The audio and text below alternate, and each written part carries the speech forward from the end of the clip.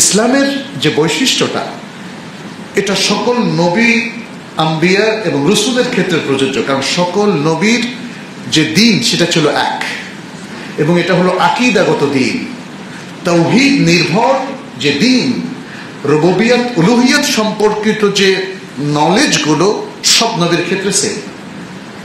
যে আল্লাহ আদম আলাইহিস সালামকে পাঠিয়েছেন, সৃষ্টি করেছেন, সে আল্লাহ সকল নবী রাসূলকে পাঠিয়েছেন, সৃষ্টি করেছেন এবং তাদেরকে নবুয়ত রিসালাত দিয়েছেন।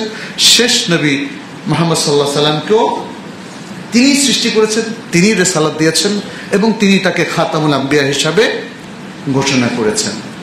অতএব নবীদের এই সিলসিলার মধ্যে যদি কিছু হুকুম, আহকাম, ব্যবহারিক জীবনের বিধিবিধানের ক্ষেত্রে কিছু পার্থক্য হয়েও থাকে, এবং সেটা হয়েছে বিভিন্ন শরিয়াতের ক্ষেত্রে, কিন্তু তাদের দ্বীনের মৌলিক যে বৈশিষ্ট্য তার মধ্যে কিন্তু হয়, এবং সেটাই হচ্ছে আকীদা এবং তাওহীদ, ঈমান এবং তাওহীদ।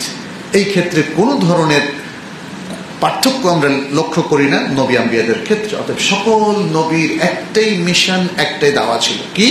ইয়া কওমি ইবুদুল্লাহ মা লাকুম মিন ইলাহিন গায়রুহু, হে আমার সম্প্রদায়, হে আমার জাতির মানুষেরা, তোমরা আল্লাহর ইবাদত করো, তিনি ছাড়া সত্যিকার আর কোনো মাবুদ নেই।